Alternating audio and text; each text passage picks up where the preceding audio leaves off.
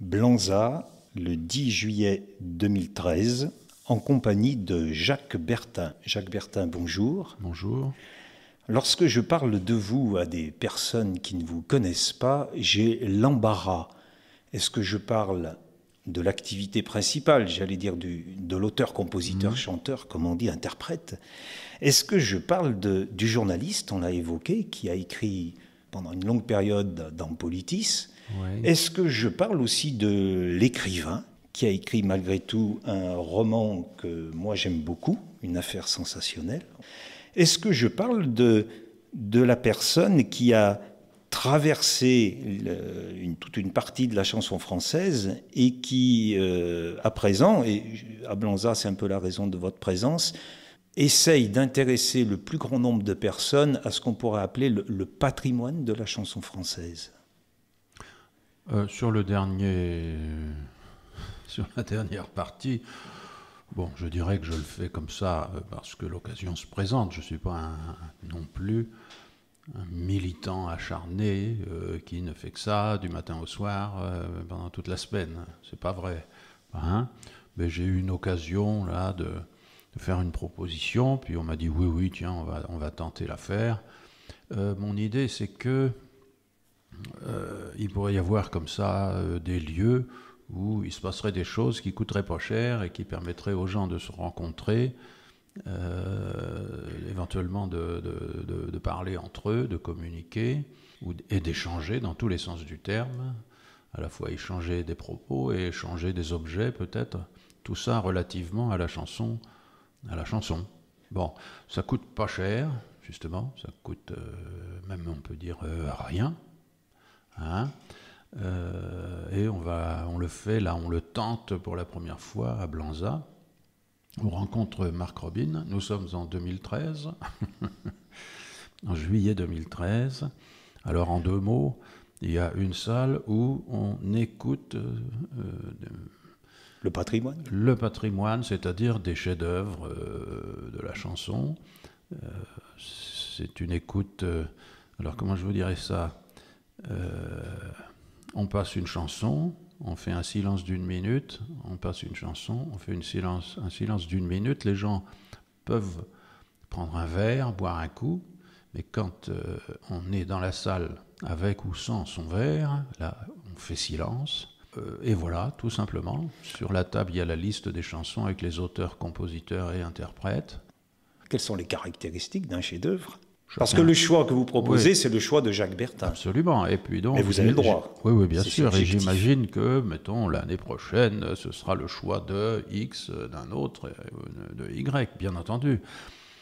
Qu'est-ce qu'un chef-d'œuvre? Je sais très bien ce que c'est. Mais mon idée ne sera pas la même que la vôtre. Mais voilà. Ce sont vos critères qui...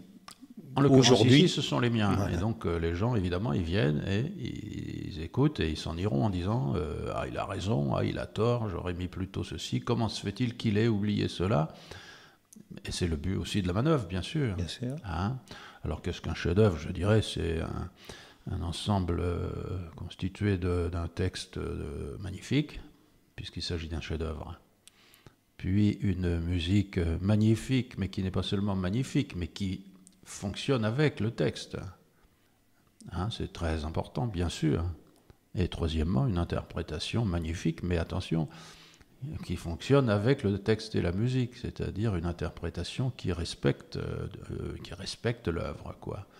Hein? Cette histoire d'interprétation vous travaille, puisque vous faites au mois de juillet, en Anjou, des stages dont, si j'ai bien compris ce que l'on lit sur vos pages internet, c'est aider les gens à s'approprier le texte et, à travers leur instrument qu'est la voix, le servir au mieux.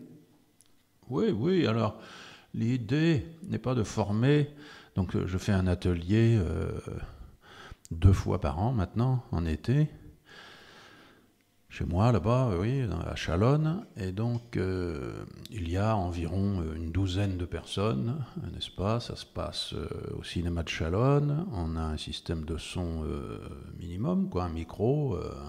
On a un piano, un pianiste, qui se trouve être Paul-André Mabi, un vieux copain. Paul a remplacé Philippe Bizet, qui a fait les premières années, Bizet étant décédé. J'ai appelé Paul, qui donc a pris la place au piano. Et donc le jeu consiste à faire chanter les gens derrière le micro. Hein, Il y a une liste.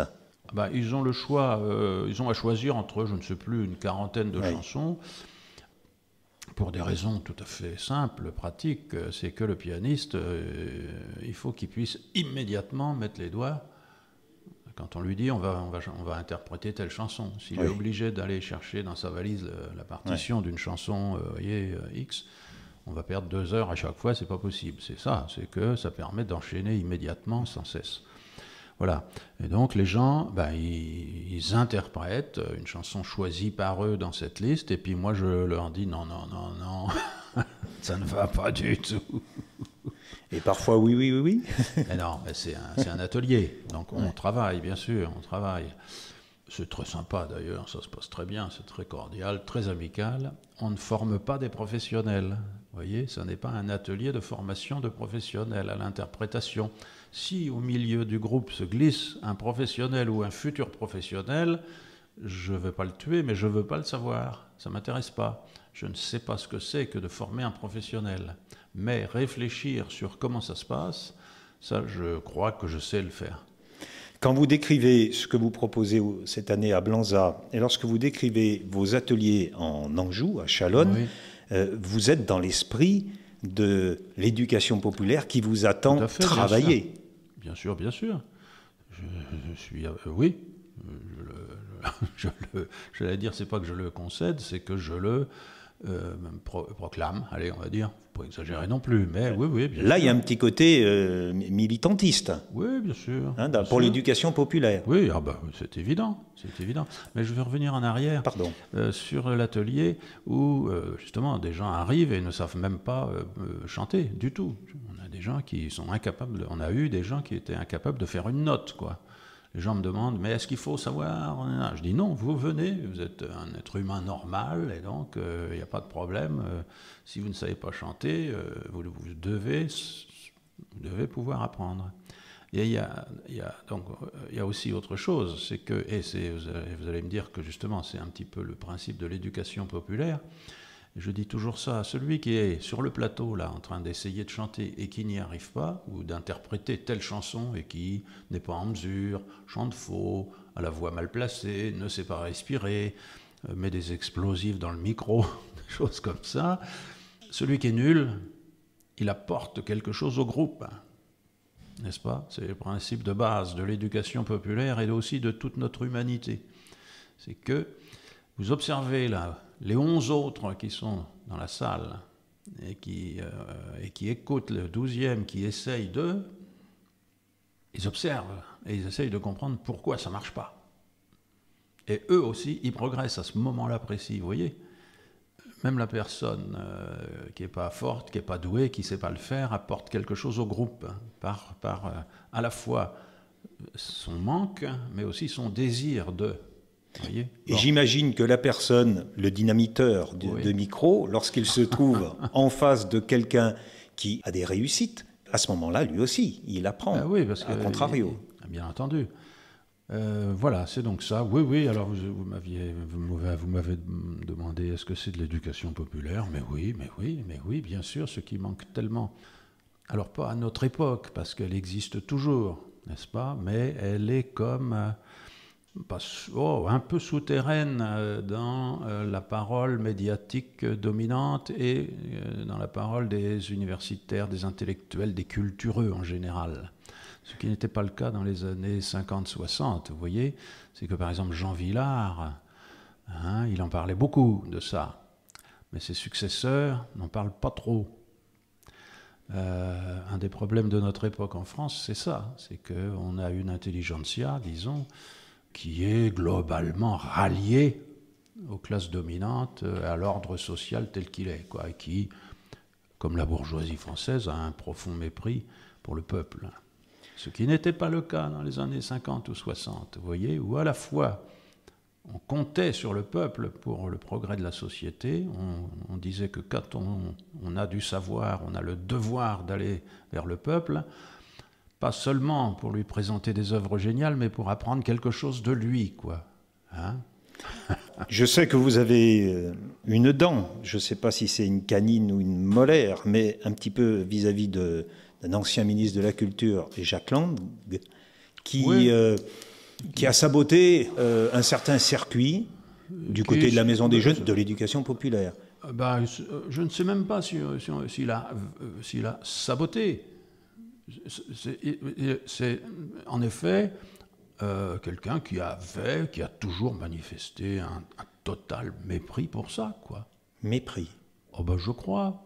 Si quelqu'un est capable de me montrer le grand discours de Jacques Lang sur l'action culturelle et l'éducation populaire, je suis preneur. Non, il s'en foutait complètement. Il l'a dit lui-même d'ailleurs, excusez-moi, j'ai pas ça, là, j'avais pas pensé, mais il y a eu un livre, une biographie de Jacques Lang, publiée il y a quelques années, dans laquelle on avait le texte d'une lettre qu'il a écrite à François Mitterrand lorsqu'il a été nommé secrétaire national, je ne sais plus, à l'action culturelle, je crois, quelque chose comme ça. Et il avait écrit à Mitterrand en disant « faudrait qu'on change le titre ». Parce que l'action culturelle, ça fait ringard, quoi, en gros. C'est ce qu'il avait écrit. Donc je renvoie nos auditeurs à ce livre. Voilà, il n'avait aucune espèce d'idée sur ça. Alors c'est vrai que c'est à ce moment... Mais Malraux était pareil. Malraux, vous lui parliez des maisons des jeunes et de la culture. Enfin, personne n'a jamais osé, j'imagine, lui parler de ça. Simplement. Et les ministères suivants, pareil, les ministres successifs, de toute façon, l'éducation populaire, elle est toujours dépendante du ministère de la Jeunesse et des Sports. Hein? Ça en dit long, d'ailleurs, sur notre intelligentsia. Ce qui s'est passé, c'est qu'aucun ministre n'a dit « l'éducation populaire fait partie de la culture ». Madame Tasca a dit « le ministère de la Culture, c'est la maison des artistes ». Ce qui est une énormité, parce que le ministère de la Culture, ce n'est pas la maison des artistes, vous voyez, c'est la maison de la culture. C'est tout de même bien d'autres choses. Donc c'était une énormité, puis après c'est devenu la maison des créateurs. Et donc, pour finir, aucun de ces ministres n'a jamais dit « je veux ça, je le prends ». Personne, depuis le début, n'a dit ça. Ce qu'il y a, c'est que dans les années 50, après la guerre, quoi, hein, vous voyez, la résistance, Uriage, toutes ces choses-là, et justement, au début des années 80, il y avait un fort mouvement dans l'intelligentsia qui se rattachait à ce courant socialo-populaire, populo-socialiste, enfin, vous voyez, tout ça, là. Bon. Et que ce courant s'est petit à petit atténué. Donc je mets la charge sur le ministère et sur le ministre, mais je mets la charge bien plus sur l'intelligentsia française, bien sûr, sur les milieux culturels, quoi, qui sont très et journalistiques. Hein, bon, pardon. Ce sont des idées que vous partagez beaucoup avec Jean Dufour. Oui, bien sûr. Jean Dufour, vous avez consacré un documentaire sur Jean Dufour sur ce sujet-là. Ben oui, parce qu'il me paraît comme un excellent exemple de la réalité de la vie culturelle française depuis la guerre jusque, on va dire, aux années 90. C'est quoi? C'est un gars qui est fils d'ouvrier. Son père était cheminot. Lui-même, il a un CAP d'ajusteur. Il travaille à la SNCF. Je vous passe les détails. Et donc, venant d'une famille extrêmement populaire, il devient agent artistique. Donc, de Félix Leclerc, Jacques Douai, Bernard Allaire... Jacques Bertin. Jacques Bertin, oui. Béatrice Tan. Oui, Raymond DeVos, et beaucoup d'autres. Et Yves Dutheil. Yves Dutheil, et encore plein d'autres, on ne va pas les citer tous. C'est-à-dire une personnalité qui est un moteur culturel essentiel. C'est quand même quelqu'un qui fait marcher la culture. Il envoie des artistes dans des lieux de spectacle avec des contrats, des horaires, des protections, vous voyez bien, tout. Bon, il a donc il est au centre de la machine. Et donc la culture, elle marche dans ces époques-là comment? Par des gars comme ça, qui sont des fils d'ouvriers. Et je trouvais que c'était intéressant de le dire. Comment un fils d'ouvrier devient un rouage essentiel de la culture. voyez, c'est pas un fils d'Aristote. Son père n'était pas agrégé de philo de l'université. Son père espérait qu'il reste à la SNCF pour avoir la sécurité de des vieux jours voilà, heureux. On quitte un moment l'éducation populaire. Allez, vous me permettez d'aborder un sujet aussi, je sais, qui vous taquine un petit peu, c'est Internet, les droits d'auteur, la SACEM. Il y a là, depuis quelque temps, des problèmes qui apparaissent, des questions en tout cas, s'ils ne sont pas des problèmes. Ben, c'est clair, votre réaction, c'est de dire la SACEM, basta. Non, c'est pas tout à fait ça. Sur l'aspect technique, Internet, là, je ne sais plus quoi, la loi Adopi, tout ça, je vous l'avoue, je n'ai pas suivi du tout. Je suis incapable de dire quelque chose de sensé. Ça vous intéresse pas ou... Non, j'ai perdu là totalement. Alors, parce que quand j'ai arrêté d'être journaliste spécialisé, j'ai arrêté de me spécialiser et j'ai plus le courage de recommencer, quoi. Alors, sur ça, rien. Mais je suis globalement partisan que quand quelqu'un utilise, en dehors du cercle privé, bien sûr, des œuvres, eh bien, et surtout si c'est pour gagner de l'argent, mais quelquefois ça peut être aussi pour ne pas gagner de l'argent, mais multiplier une œuvre à des millions d'exemplaires ou des milliers, même sans payer d'argent, évidemment, c'est une utilisation des œuvres, et c'est normal que cette personne soit, requise de payer un droit. Sur le principe, c'est une évidence. Je ne vais pas vous en dire plus parce que, encore une fois, la technique de l'affaire, je ne la connais pas. Sur la SACEM est un... collecteur. Oui, mais c'est plus que ça, parce que c'est un des pivots de la consommation culturelle de masse, qui est un système d'aliénation du public. Et il y a dans l'organisation de ce système, de ce qu'on appelle par ailleurs des conflits d'intérêts, mais en nombre innombrable, et qui devraient normalement faire la une des journaux depuis 40 ans. Ça ne se passe jamais. Et là, si vous étiez le directeur général, le PDG de la SACEM en face de moi, je vous couvre de... Allez. D'insultes. De honte. Hein. Là, je prends le rendez-vous sur ça, sur le scandale qu'est la SACEM. Alors, pas le travail des gens de la SACEM à la base. Qui voilà, font pas le principe, le fait de... Ni le principe, ni le travail des gens qui sont dans les villes et qui demandent la liste des œuvres, etc. Voilà. C'est l'utilisation que l'on fait. C'est l'alliance entre le show business, les éditeurs bidons, et la SACEM. Depuis toujours, mais c'est un scandale principalement depuis justement l'apothéose du showbiz dans les années 60. Quoi. Après Tournier, après Jean-Loup Tournier. Pendant Jean-Loup Tournier, j'ai parlé de ça avec Jean-Loup Tournier dans son bureau. Il m'a même offert un coup à boire une fois. Il a essayé de vous... Non. Oui. Mais vous y êtes à la SACEM. Vous déposez vos œuvres à la SACEM parce que c'est un passage obligé. Alors, voilà. C'est normal, c'est normal. Le problème, par exemple, c'est que, vous voyez, il y avait les petites radios, les radios libres. Oui. Et, il fallait faire un cahier, oui. Vous voyez, la liste des œuvres qu'on passait. Ou bien aller dans les petits spectacles où on disait il faut faire la feuille des droits d'auteur. Oui. Puis un jour, on a dit, bon non, vous allez payer un forfait. Alors, c'est vachement démocratique. C'est-à-dire que les petits artistes, parce que dans les radios libres, on passe des petits artistes, hein, pas très connus. C'est pas à Europe 1 qu'on passe des artistes inconnus et hors show business. Le problème, c'est que en faisant comme ça, on fait cotiser les petits lieux, les petites radios pour le show business. Parce que qui c'est qui va toucher après? Vous allez voir, c'est très démocratique. Les droits sont répartis en fonction de ce que les auteurs gagnent par ailleurs. C'est-à-dire, moi, si vous me passez sur une radio libre et que vous payez seulement le forfait sans déclarer que c'est Jacques Bertin, vous rapportez de l'argent aux auteurs de Johnny Hallyday. C'est-à-dire, je travaille pour Johnny. Et je demande une réponse au PDG de la SACEM sur ça. Et j'en aurai jamais. On va vous dire que c'était Bon. pour faciliter Oui, on me l'a dit, oui, oui. ou pour éviter que les petits copains, on les mette plusieurs fois, plus qu'on ne les passait, pour essayer de les aider. Et comment ça se passe à Europe numéro 1, d'après vous? J'ai ça ici. Je ne pensais pas. Il y avait un article que j'ai lu ce matin, là, sur les programmations, Ouais. vous voyez, dans les différentes radios nationales.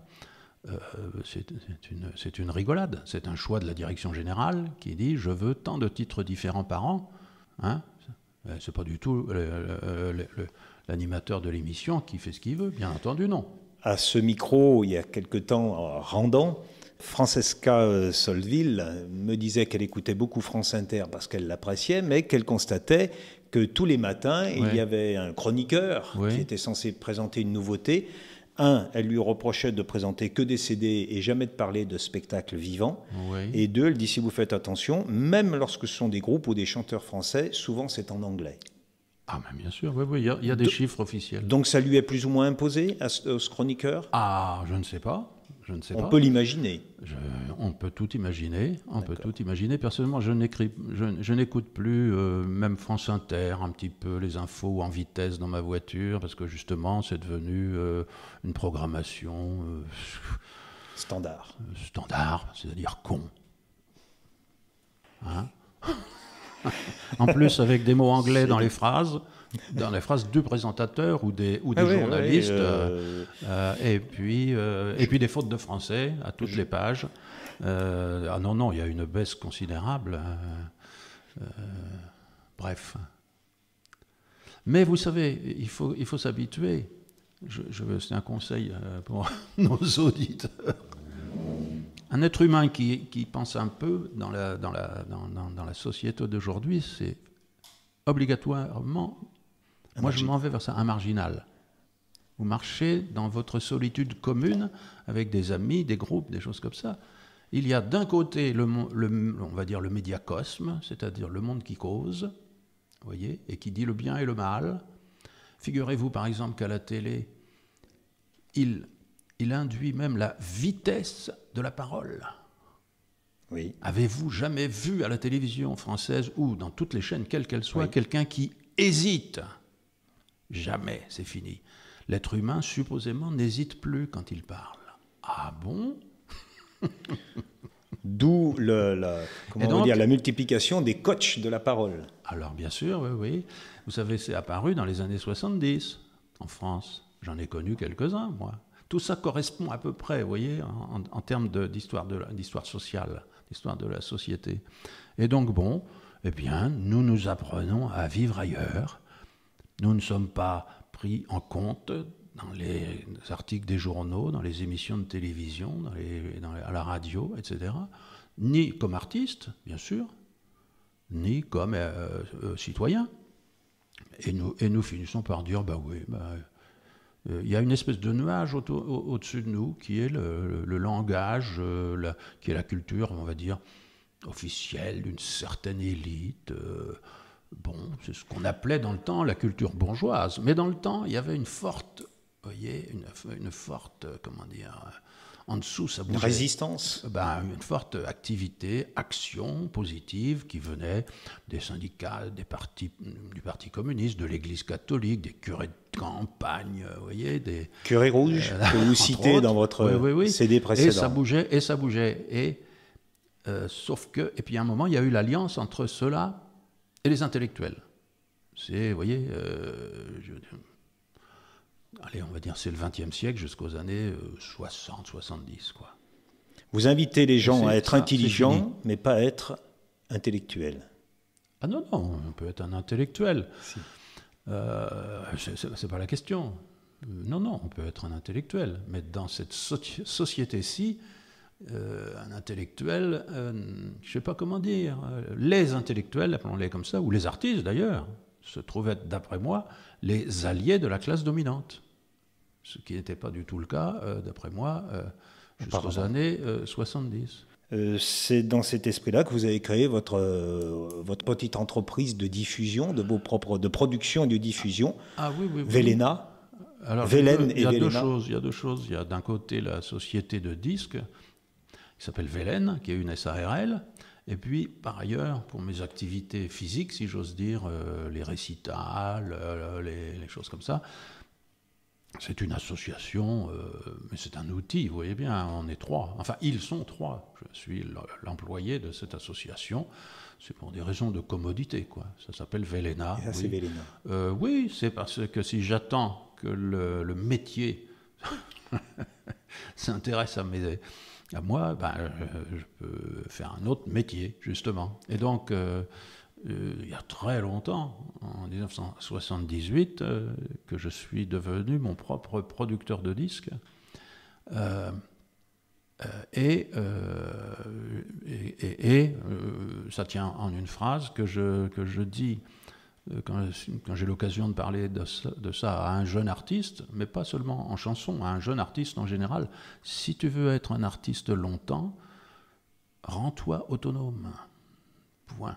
Parce que si tu attends que le métier ou la société te rende hommage, te donne du travail, s'occupe de toi, etc., ben tu ne feras pas le métier. Rends-toi autonome.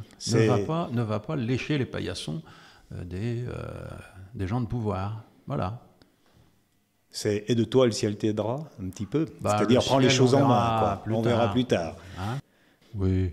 Non, mais je l'ai bien compris. Comme ça, c'est pour faire ma transition. Oui.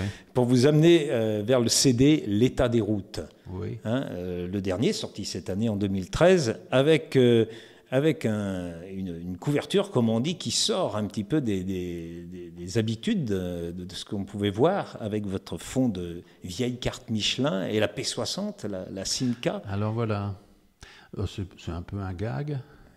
J'avais décidé d'appeler, de donner comme titre, d'intituler ce disque L'état des routes et un couple de copains, Hélène et Jean-François, qui sont des chanteurs de ma région là-bas. Tiens, regarde, t'as vu, on a cette carte-là, c'est un cadeau. Alors, c'est une carte Michelin de 1929, qui est extraordinaire, parce que figurez-vous qu'à cette époque-là, les routes françaises étaient classées en plusieurs catégories, selon leur état. Et donc, quand vous alliez de, je sais pas moi, Carcassonne à Montauban, vous preniez une route, alors vous regardiez la carte, elle vous indiquait, je ne sais plus, route en mauvais état, état moyen, bonne route. Toute la France était dessinée comme ça. Moi, j'ai appris ça ce jour-là, quoi, que ça existait. Et donc, du coup, je me suis dit, c'est marrant, quoi. On va mettre ça sur la pochette. J'ai fait faire des photos avec la P60 qui se trouvait être ma première voiture. Alors là, sur la pochette, c'est une miniature, oui, évidemment. Mais moi, quand j'avais 19 ans, je crois, est-ce que c'est ça? Oui, à peu près. Ma première voiture, qui m'a été vendue d'occasion par le garagiste, le copain de mon père, forcément, c'est toujours comme ça que ça se passait, hein. C'était une P60 qui avait à l'époque 80 000 km, quoi. Mais qui a dû en faire bien autant. Ah non, parce qu'à l'époque... Enfin bon, on va pas parler de ça. Non, allez, mais bon. Ne parlons pas. Mais c'était intéressant de voir pourquoi c'est devenu... On va pas se lancer dans les bagnoles, quand même. Non, mais bon, ça peut être intéressant aussi. Oui. Jean Dufour, lui, il peut parler de sa Pan R24. Absolument. Qu'il a adoré. Bon. Et aujourd'hui, quel serait votre domaine de joie? Ah ben, je ne veux pas vous le dire. Personnel. Non, je ne répondrai pas à cette question. Et voilà. Ça, Vous en avez un, simplement, je peux vous demander. Vous en avez un? Dans la tête? Dans la tête. Oui, bien sûr. Oui. Encore heureux. Je reviens à l'écriture, mais là, on laisse un peu la chanson. Moi, franchement, votre roman, Une affaire sensationnelle, je l'ai lu, je ne vais pas dire d'une traite, mais assez rapidement, sans le lâcher. Ce livre, pour moi, pourrait faire l'objet d'une adaptation cinématographique à la Becker. Je raconte qu'un couple de gens très très bien, parce que je les estime beaucoup, hein, je pense que ça se sent dans le bouquin, il prépare et il réalise un hold-up. C'est pas un hold-up, comment on appelle ça, enfin, il pique la voiture de la banque pleine de bifetons, quoi. Hein. La paye des ouvriers de toute la région, alors, etc. Excusez-moi, permettez-moi une petite coupure. Bon. Moi, dès le départ, je me suis dit, c'est vrai qu'il a pas oublié son métier de journaliste, Oui. parce que dès le départ, on sait de quoi il est question. Hein.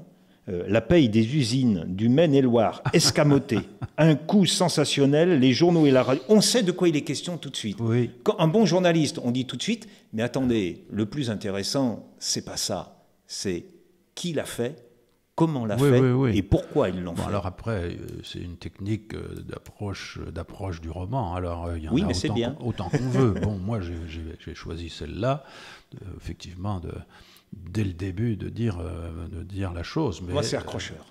Il peut y en avoir plein d'autres. Hein. Je ne suis pas attaché à cette... J'en fais pas une théorie, quoi. Hein. Non. Bon. Mais... Ça me paraît a priori difficile de mettre ça en film parce que... Donc, ce sont des gens bien et qui, supposément, et dans la réalité du roman, font un coup. Donc, ils piquent le pognon. Et donc... on ne peut pas y croire. Et donc, il faut imaginer, il faut penser que cette paye, c'est-à-dire ce trésor, c'est-à-dire cet acte extraordinaire qu'ils font, totalement fou, symbolise justement autre chose, tout simplement. N'est-ce pas? Que je ne dis pas tout en le disant tout du long. C'est quoi? C'est l'amour, la formation d'un couple... qui en soi est quelque chose de sensationnel, extraordinaire, qui demande une pensée de chaque instant, enfin, etc. Bon, alors j'ai peur, moi, vous voyez, que si on l'adaptait au cinéma, on se contente d'adapter le scénario, si vous voulez. C'est ça que je crains. De toute façon, on ne me l'a pas proposé.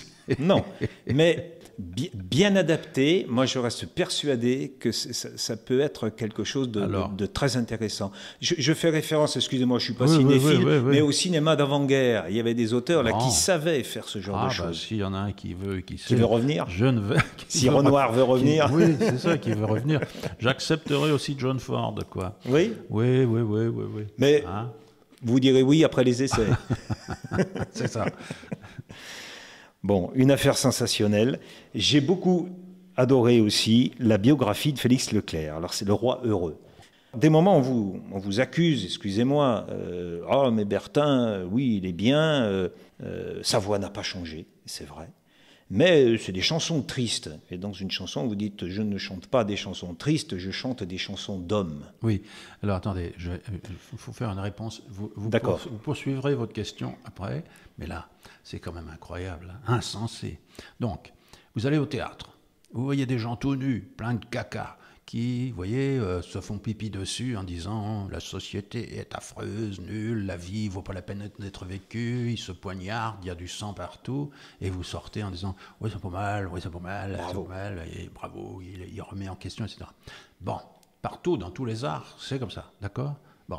Et puis vous avez un chanteur qui arrive et il prend sa guitare et il fait « si tu reviens jamais, si tu reviens jamais. » Et là vous dites « ah non, merde, il fait des chansons tristes. » Il y a quand même une différence de traitement qui à la fois ridiculise, vous voyez, et tout ça, là, tous les gens dont je viens de parler, en même temps dit que, ah oui, il y a quelque chose de spécial dans la chanson. C'est qu'on ne peut pas lui accorder le même traitement qu'aux autres arts. Vous pouvez faire un roman pour dire « le monde est foutu, tout est méchant, pipi caca ». Vous pouvez faire ça au théâtre aussi, vous pouvez faire des œuvres plastiques où vous dites la même chose. Au fond, c'est pas bien grave, hein, ça ne nous atteint pas. Et pourquoi mais si je fais 4 notes, avec la vibration de la voix, les gens disent « merde, il fait des chansons tristes, lui, alors... » Bon. Je vous laisse ça et je vous laisse maintenant revenir votre question. Non, mais, moi j'aime bien votre formule, ce ne sont pas des chansons tristes, ce sont des chansons d'hommes. Oui. Voilà. C'est simple. Oui. Je reviens à Félix Leclerc qui disait « je suis un homme qui chante ». Oui. Alors lui c'était pour faire la rupture, enfin le mot, peut-être pas le meilleur, mais parce que vous avez d'un côté le monde de la chanson, le monde de la variété, le monde des succès, Et Félix n'était pas là-dedans, quoi. Il n'écrivait pas des chansons pour être des succès. C'est un type qui... je vais faire de la paraphrase, je fais de la paraphrase en ce moment, quoi. C'est un homme qui écrit des choses d'homme avec un crayon, et puis il prend sa guitare, et il parle de lui, il parle de ce qu'il voit, de ce qu'il ressent. Et c'est un homme qui chante, et c'est à la fois une esthétique et une morale. Je l'oppose à Charles Trenet, extrêmement talentueux, qui n'avait qu'une idée en tête, c'était mes prochains succès. Vous voyez? Et qui ne parle pas de lui. On a réussi à déceler dans telle chanson un moment où peut-être il parlait de lui, ou quand il dit « Maman ne vend pas la maison », Charles Trenet, ah, c'était la maison de Narbonne. Vous voyez, des choses comme ça. Mais c'est rare, quoi, dans son œuvre. Il est là pour être un chanteur de variété à succès. Et pas Félix. Félix, c'est le coup de Brassens, et si vous n'en voulez pas, je les remets dans ma guitare. D'ailleurs, c'est ce qu'il a fait. On n'en voulait pas au Québec de Félix comme chanteur. C'était l'auteur. Il était un auteur littéraire. Et de théâtre. Et il était connu, il vendait beaucoup de livres au Québec. Mais comme chanteur, on disait non, pas toi, non, pas toi, on n'en voulait pas. Bon, la vie continue, ça fait rien, c'est pas grave, ça l'empêchait pas d'en faire.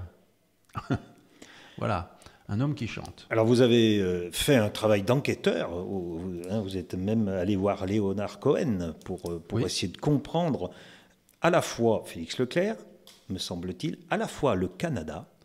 Oui. Vous avez dans ce livre une lecture du Canada. À travers tout ça, bien entendu, c'est votre expression, même si c'est une enquête qui essaye d'être sur les faits.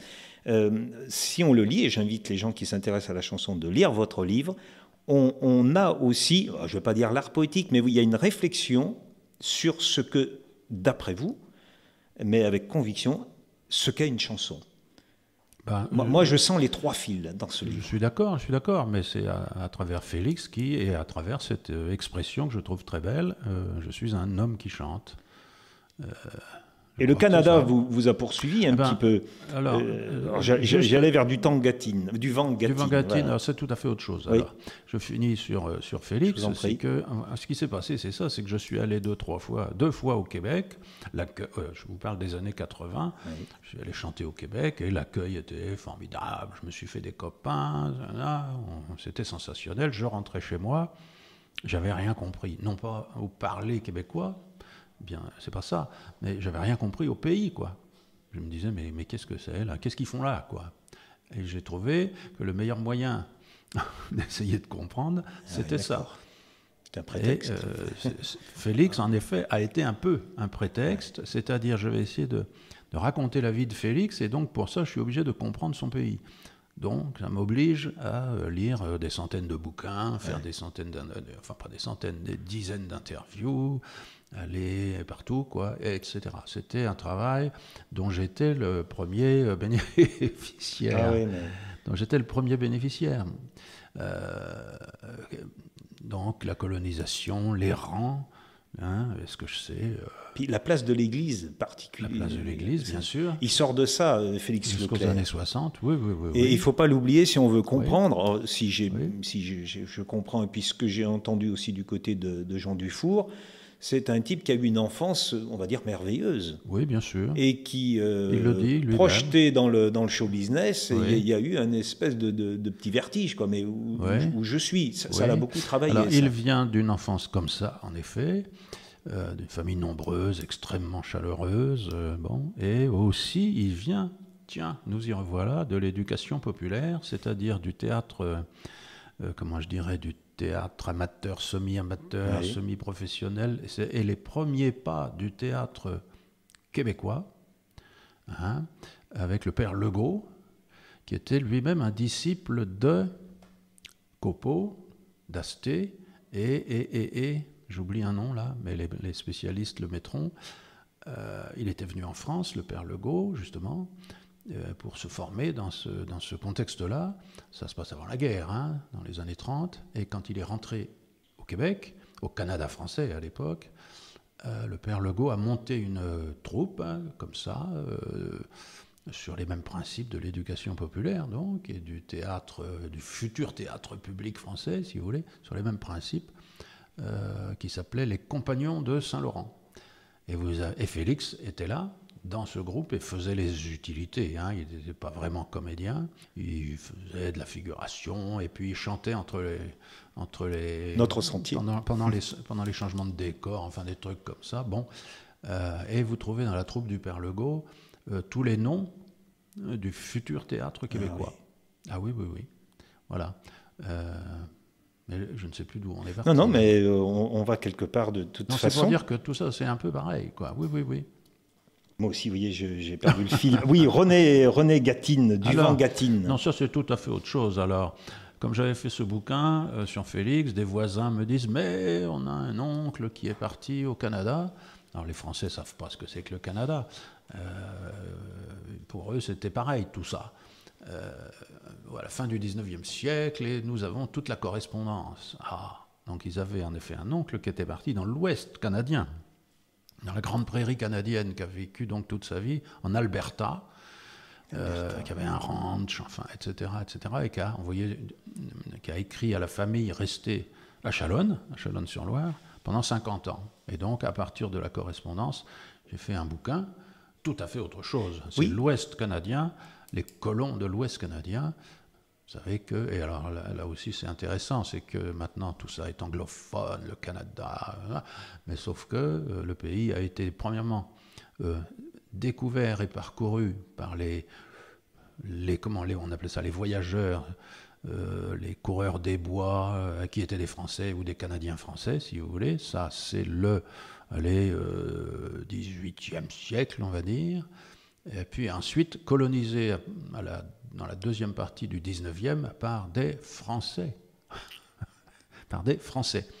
La colonisation on va dire la colonisation, l'autre colonisation, arrive à partir de 1900, 1910, où là, ce sont des Russes, des Irlandais, toutes les nations de l'Europe qui arrivent, et ils se mettent à parler anglais. Mais avant eux, il faut bien le dire quand même, c'était des Français. On va finir, si vous voulez bien, cette conversation. Oui, moi avec je vous invite. Ça peut durer des heures, là, comme ça. Je suis bien parti, moi. Donc, faire la lecture du début du livre de Félix Leclerc, je crois que c'est le premier, Les Pieds dans l'aube, justement, Pieds nus dans l'aube, excusez-moi, où il va nous dire un petit peu justement sa famille d'origine. Alors, je ne sais plus si c'est le premier livre de Félix, je ne sais pas ça. Non, avant il y avait les Adagio, Andante. C'est ça, il avait d'abord fait ça.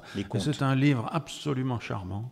Hein. Moi, j'aime beaucoup Pieds nus dans l'aube. Il raconte son enfance. Ouais. Ça a eu évidemment beaucoup de succès au Québec, mais c'est très beau, c'est très beau. Et voilà, je vais vous lire le début du chapitre 1er. Nous sommes tous nés, frères et sœurs, dans une longue maison de bois à 3 étages. Une maison bossue et cuite comme un pain de ménage, chaude en dedans et propre comme de la mie. Coiffée de bardeaux, offrant asile aux grives sous ses pignons, elle ressemblait elle-même à un vieux nid juché dans le silence. De biais avec les vents du nord, admirablement composée avec la nature, on pouvait la prendre aussi, vue du chemin, pour un immense caillou de grève. C'était en vérité une têtue, buveuse de tempêtes et de crépuscules, décidée à mourir de vieillesse, comme les 2 ormes ses voisins. Jacques Bertin, merci. Et une prochaine fois peut-être. Merci.